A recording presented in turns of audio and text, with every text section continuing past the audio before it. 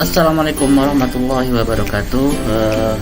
Bertemu lagi dengan kami dalam tutorial seleksi nasional peserta didik baru Madrasah Aliyah Negeri Unggulan ya, atau Man Insan Cendekia, Man Program Keagamaan, dan MA Kejuruan Negeri tahun pelajaran 2021-2022. Oke, pertama-tama untuk alamatnya ada di halaman imadrasah.kemenag.go.id SNPDB 2021. Kemudian di sini ada tampil halaman web. Di sini ada petunjuk teknis, dari mulai petunjuk teknis. Nah, di sini kita bisa baca-baca dulu penjelasan mengenai petunjuk teknisnya ya. Di sini ada peraturan-peraturannya. Kemudian di sini ada sebaran madrasah. Sebaran madrasah ini misalkan kita mau lihat Man Insan Cendekia, misalkan seperti itu, kita langsung klik Man Insan Cendekia. Nah, kita bisa lihat detail madrasahnya dan lain-lain ya. Misalkan di sini kita lihat Man Insan Cendekia Serpong yang ada di ini. Nah, ini Man Insan Cendekia Serpong. Kita bisa lihat detail madrasahnya. Kita bisa melihat kondisi sarplasnya. Ini sarplas dari Man Insan Cendekia Serpong. Kemudian kita bisa lihat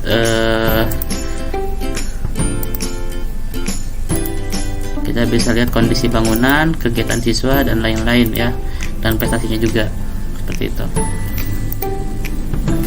Ini kegiatan-kegiatan siswa dari Man IC Serpong. Oke, selanjutnya kita kembali ke web SNPDB. Di sini kita bisa melihat pengumuman. Pengumuman ini nanti setiap pengumuman akan tampil di sini ya. Untuk pengumuman publik di sini kita bisa mendownload template surat rekomendasi seperti itu. Di sini ada fax. Fax itu sekitar apa sih jika ada pertanyaan nanti bisa dibaca-baca terlebih dahulu. Jika ada kesulitan ya, kita bisa melihat di faxnya ini. Kemudian jika ada ingin konsultasi atau mendapatkan informasi lebih lengkap, bisa menghubungi madrasah masing-masing di sini. Nah, ini nomor-nomornya ada. Ini untuk Man IC, Man PK, dan MAKN. Oke, selanjutnya ini tahapannya. Yang pertama membuat akun dulu, yang kedua memilih jalur pendaftaran, yang ketiga memilih madrasah tujuan, keempat mengunggah berkas persyaratan, kelima memilih lokasi tes, dan yang terakhir adalah mencetak bukti pendaftaran. Selanjutnya untuk melakukan pendaftaran, pembuatan akun, kita bisa masuk lewat menu ini di atas, atau kita masuk lewat ini ya, misalnya kita mau mendaftar ke Man Insan Cendekia atau Man Program Keagamaan atau ke MA Kejuruan Negeri. Kita contohkan kita akan mendaftar ke Man Insan Cendekia. Di sini kita klik. Selanjutnya kita akan dialihkan ke halaman seperti ini. Pertama-tama kita bisa melihat petunjuk pendaftaran terlebih dahulu. Di sini kita bisa baca-baca terlebih dahulu apa sih petunjuknya seperti apa. Kemudian kita bisa daftar atau buat akun di sini. Kemudian bisa login jika sudah membuat akun. Kemudian ada jalur pendaftaran. Di sini adalah jalur pendaftaran yang tersedia untuk SNPDB Man IC ya. Jadi ada dua jalur pendaftaran. Yang pertama ada jalur tes, dan yang kedua ada jalur prestasi. Kemudian di sini ada persyaratan SNPDB. Apa saja sih yang harus kita persiapkan? Nah, di sini ada persyaratan madrasah atau sekolah asal. Misalkan adik-adik dari MTS atau dari SMP, di sini MTS-nya itu wajib atau SMP-nya itu wajib mempunyai NPSN. Kemudian sudah terdaftar di EMI bagi madrasah dan Dapodik bagi sekolah ya.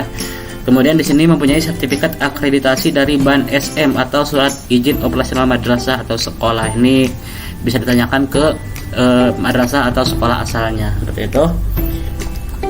Di sini ada persyaratan siswa pendaftar. Di sini adik-adik ada jalur tes dan jalur prestasi. Ya, persyaratannya tercatat sebagai peserta didik kelas 9 MTS atau SMP pada tahun pelajaran 2020-2021. Nah, ini untuk jalur tes dan jalur prestasi wajib tercatat sebagai peserta didik ya. Jadi kalau misalkan tidak tercatat sebagai peserta didik kelas 9 MTS atau SMP pada tahun sebelumnya, itu tidak bisa. Kemudian berusia maksimal 17 tahun. Nah, jadi kalau misalkan adik-adik itu lebih dari 17 tahun pada 1 Juli 2021 itu tidak bisa mendaftar ya, karena batasannya adalah 17 tahun. Nah, misalkan adik-adik misalkan seperti yang pending sekolahnya, kemudian usianya sudah melewati batas, itu tidak bisa mendaftar. Kemudian yang ketiga ini mendapatkan rekomendasi sebagai siswa terbaik dari kepala madrasah. Nah, di sini surat rekomendasi ini wajib ya, jadi nanti bisa dimintakan ke madrasah atau sekolah asal untuk dibuatkan surat rekomendasi. Nah, ketentuannya surat rekomendasi ini hanya dikeluarkan sekali. Jadi di sana di surat rekomendasi itu tertampil nama-nama siapa saja yang akan ikut SNPDB. Untuk contoh surat rekomendasi bisa di-download di pengumuman ini. Nah, kita bisa download template-nya di sini ya. Jadi download template-nya nanti bisa diisi oleh madrasah masing-masing atau sekolah masing-masing. Nah, kemudian untuk jalur prestasi di sini harus mendapatkan surat keterangan atau rekomendasi dari kepala madrasah atau sekolah asal sebagai siswa berprestasi tingkat nasional. Di sini biasanya dibuktikan dengan sertifikat ya. Misalkan juara KSM nasional, itu sertifikat juara satunya bisa diupload nanti. Ini akan menambah kuota 10% untuk jalur prestasi. Jadi tanpa melewati tes seperti itu. Kemudian yang kelima, memiliki NISN yang terdaftar pada MIS bagi MTS atau Dapodik bagi SMP. Nah, ini pasti NISN pasti sudah tahu semua ya, biasanya ada di rapot seperti itu. Kemudian yang terakhir adalah mengunggah upload berkas persyaratan. Di sini ada beberapa persyaratan. Yang pertama itu pas foto berwarna terbaru ukuran 3 cm, 3 cm x 4 cm, maksimal 300 KB. Kemudian yang kedua adalah fotokopi rapot yang telah dilegalisir. Ini jika fotokopi silakan dilegalisir, namun jika scanan asli tidak perlu dilegalisir ya. Seperti itu. Karena ini diupload. Nanti mungkin ketika diterima adik-adik nanti akan diminta menyerahkan berkas-berkasnya. Tapi kalau misalkan sekarang karena pendaftarannya online, itu adik-adik cukup mengupload berkas-berkas tersebut seperti itu. Kemudian yang ketiga, fotokopi akte kelahiran. Nah, ini akte kelahiran pasti sudah tahu semua ya, jadi tidak perlu dijelaskan.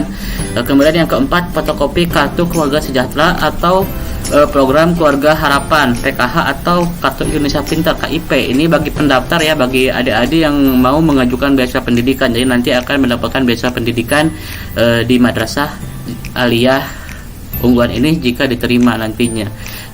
Nanti cukup diupload aja kartunya, nanti bisa mendapatkannya. Tapi ini opsional, tidak, kalau misalkan adik-adik tidak memiliki tidak perlu diupload.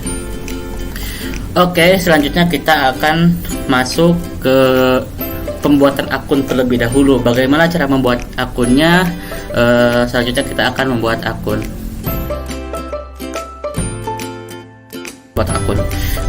Untuk membuat akun, misalkan kita klik di sini. Ini untuk misalkan sama saja ya, untuk main insan cendekia, untuk program keagamaan atau MAKN. Kalau misalkan tadi kita kembali lagi, kalau misalkan kita mau mendaftar untuk main PK, kita di sini klik di sini di yang warna hijau ini. Atau kalau misalkan untuk MA tujuan negeri, kita klik yang warna merah ini ya, warna orange ya, warna orange ini. Untuk main insan cendekia kita klik warna biru ini. Nah, misalkan kita klik warna hijau untuk main PK, sama aja untuk membuat akun. Nah, begitu pun untuk main insan cendekia. Nah, di sini sama aja. Di sini kita akan tampil formulir pendaftaran. Formulir pendaftaran main insan cendekia. Ini adalah bagian satu itu adalah pembuatan akun. Di sini ada keterangan akun akan digunakan untuk login ke dalam halaman dashboard ada selama proses SNPDB berlangsung. Jadi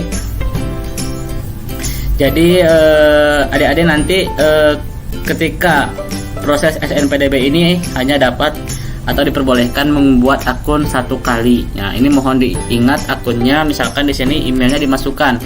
Jika adik-adik tidak memiliki email, itu bisa bisa dipakai, bisa digunakan email orang tua atau wali atau kakak atau siapapun, asalkan itu emailnya valid atau aktif ya, seperti itu.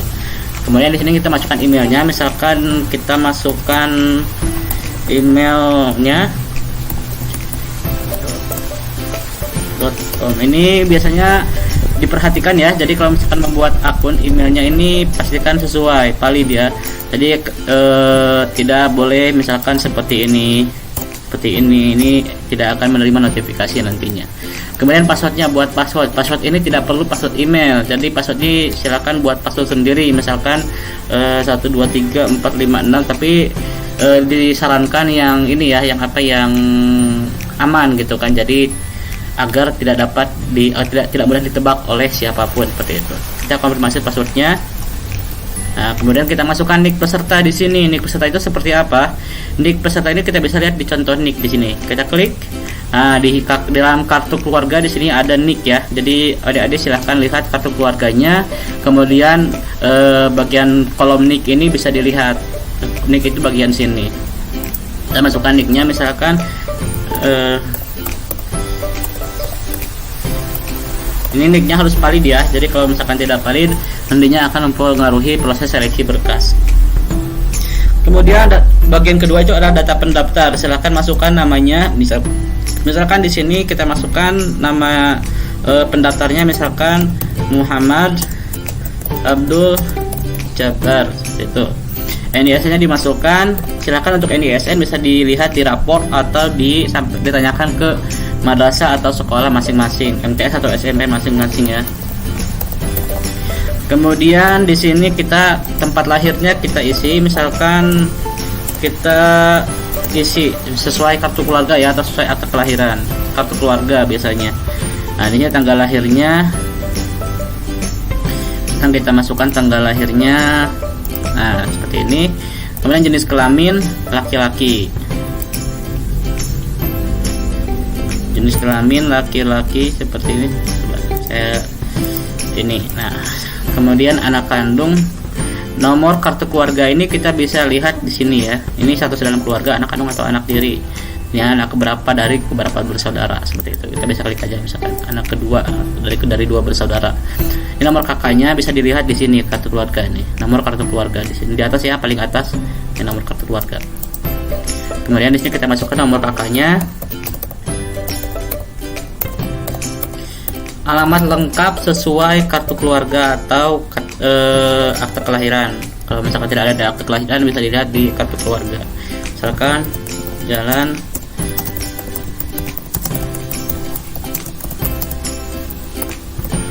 Kemudian pilih provinsinya. Di sini kita pilih provinsinya, misalkan kita berasal dari mana.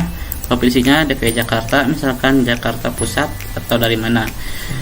Ini nomor handphonenya bisa diisi, misalkan kita isi seperti ini. Ini kalau misalkan tidak memiliki nomor handphone, silakan gunakan nomor handphone orang tua atau saudara ya.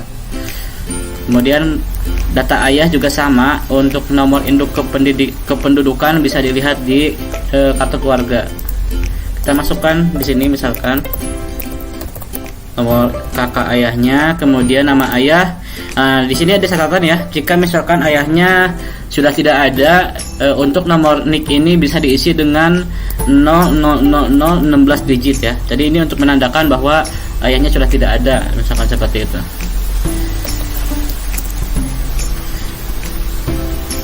Kemudian nama ayahnya siapa? Misalkan di sini nama ayahnya dengan Abdul Qahar misalkan. Nah, di sini statusnya masih hidup ya. Nah, di sini misalkan pendidikan terakhirnya apa? Misalkan magister. Kerjaan ayah misalkan apa? PNS. Misalkan nomor handphonenya berapa? Nah, di sini bisa menggunakan nomor handphone ayah, atau jika tidak memiliki nomor handphone silahkan diisi dengan nomor handphone ibu atau adik-adik semua, seperti itu. Kasih nomor handphonenya. Kemudian nomor induk kependudukan NIK untuk data ibu juga sama, bisa dilihat di kartu keluarga ya. Misalkan kita masukkan NIK-nya. Nama ibunya silakan dimasukkan, misalkan Siti Jubaidah. Kemudian statusnya masih hidup, pendidikan terakhirnya misalkan magister, pekerjaan misalkan PNS, nomor handphone silakan dimasukkan nomor handphone ibunya. Kemudian maaf salah. Kemudian di sini silahkan data wali ya, yang bagian kelima ini data wali. Data wali bisa diisi manual, misalkan wali adik-adik itu ada nenek atau misalkan kakak, misalkan adik-adik tinggal sama kakak atau sama nenek, bisa diisi manual. Atau misalkan jika walinya itu ayah atau ibu, silahkan klik di sini sama dengan ayah atau sama dengan ibu ya. Jadi tidak perlu diisi lagi sama dengan ayah atau sama dengan ibu, seperti itu. Kemudian penghasilan per bulan berapa? Misalkan di sini kita sampaikan, misalkan di sini penghasilan orang tua per bulannya berapa. Kemudian kepemilikan rumah pribadi misalkan. Nah, ini pertanyaan keamanan 7 tambah 6 berapa? Itu hasilnya 13. Nah, ini dijawab ya. Nah, selanjutnya jika sudah semua lengkap seperti ini, kita klik di sini. Saya menyatakan bahwa semua data yang saya input adalah benar dan dapat saya buktikan dengan dokumen-dokumen pendukung saat proses data ulang. Saya juga selalu setuju jika saat data ulang terbukti ada data yang tidak sesuai dengan dokumen pendukungnya, maka status kelulukan saya akan dibatalkan. Jadi di sini mohon diperhatikan keterangan ini seperti itu. Kita klik aja pernyataannya. Oke, saya setuju seperti itu. Kita klik lakukan pendaftaran. Oke, yakin. Nah, di sini batas maksimal ada keterangan ya, gagal ya. Jadi di sini ada gagalnya, itu kenapa? Kita bisa lihat di sini. Batas maksimal usia adalah 17 tahun pada 1 Juli 2021. Sedangkan umur Anda sekarang adalah 18 tahun 11 bulan. Nah, di sini kita tanggalnya salah nih. Kita 2002 itu kan kita 18 tahun gitu kan. Nah, sekarang karena terjadi di persyaratan itu kan 17 tahun ya maksimal. Nah, kita masukkan saja di sini. Kita sesuaikan saja di sini sesuai dengan kakak ya. Jadi kalau misalkan sesuai dengan kakak, misalkan atau akta kelahiran, nanti kan akan dibuktikan dengan dokumen yang diupload seperti itu. Kita klik lakukan pendaftaran, klik OK. 17 tahun 0 bulan. Oh iya, masih salah ya. Jadi di sini masih 17 tahun juga. Kita masukkan 2005 misalkan. Tanggalnya 2005. Oke, selanjutnya kita masukkan, kita klik lagi lakukan pendaftaran di sini. Oke, nah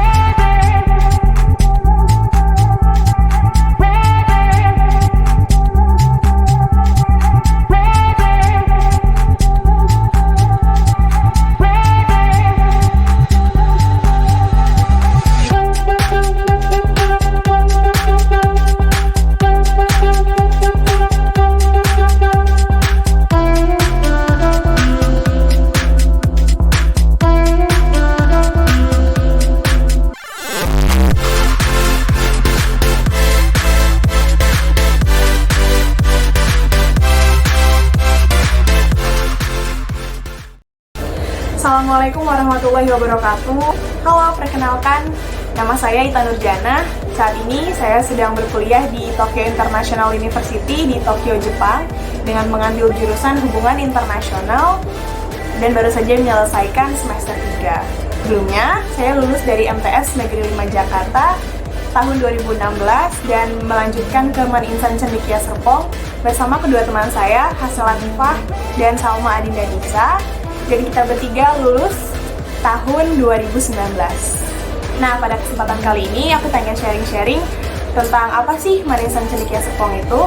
Maninsan Cendekia Serpong itu merupakan madrasah aliyah yang didirikan pada tahun 1996 oleh mantan presiden kita, Bapak almarhum B.J. Habibie. Dari apa yang kami dapatkan, Maninsan Cendekia ini memiliki berbagai keunggulan, yang pastinya keunggulan di bidang akademik dengan fasilitas yang sangat menunjang. Prestasi-prestasi akademik yang telah dicapai oleh Maninsan Cendekia Serpong ini juga bervariasi, mulai dari olimpiade nasional maupun olimpiade internasional.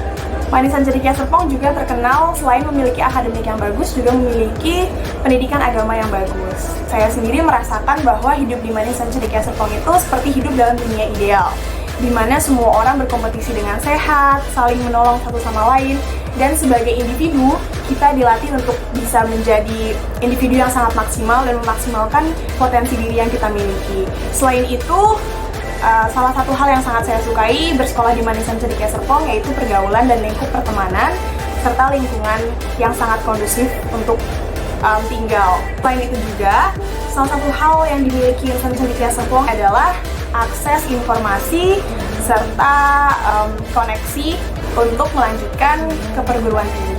Selain adanya seminar-seminar pendidikan dan banyak kampus-kampus yang datang ke Manisan Cendekia Serpong setiap tahunnya, kita juga akan dikenalkan dengan berbagai informasi kuliah dan beasiswa baik di dalam negeri maupun di luar negeri. Selain itu, kegiatan ekstrakurikuler dan non-akademik di Manisan Cendekia Serpong juga sangat menarik. Di Manisan Cendekia Serpong juga banyak acara internal dan eksternal berupa acara seperti pensi atau acara lomba yang bisa sangat mengasah kemampuan kita untuk bersosialisasi setelah mempertimbangkan kelebihan dan benefit yang bisa kita dapatkan dengan bersekolah di Manisan Cendekia Serpong. Aku pengen ngajak teman-teman untuk daftar dan bersekolah di Manisan Cendekia Serpong. Dan sekaligus untuk menutup kesempatan kali ini, aku pengen memberikan salah satu moto Manisan Cendekia Serpong, yaitu belajar untuk beribadah dan prestasi untuk berdakwah. Sekian, terima kasih. Assalamualaikum warahmatullahi wabarakatuh. Assalamualaikum warahmatullahi wabarakatuh. Halo, kenalin, nama saya Hasna Latifah dari alumni MTs Negeri 5 Jakarta di tahun 2016 dan melanjutkan pendidikan di Manisan Cendekia Serpong bersama kedua teman saya, Ita Nurjanah dan juga Salma Adinda Nisa, dan lulus di tahun 2019. Alhamdulillah, sekarang saya sedang melanjutkan pendidikan di Universitas Padjadjaran di jurusan Fisika. Nah, sekarang saya ingin membagikan nih beberapa kesan saya tentang belajar di Manisan Cendekia Serpong.